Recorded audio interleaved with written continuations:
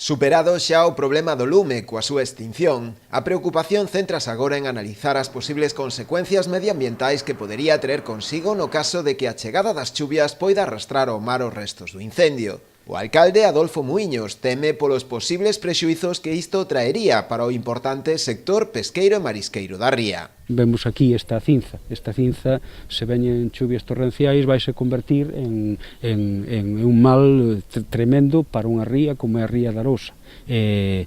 Afectará o mexillón, afectará o berberecho, a meixa, é dicir, o que hoxe, se houbera unha chuvia fina, podería regenerar, pode convertirse, no caso de Rianxo, na ría toda, porque ao final vai ir para a ría, nunha desfeita a un sector tamén importante na economía da zona. Entón é importante tamén esa intervención rápida para intentar paliar esa posible afección.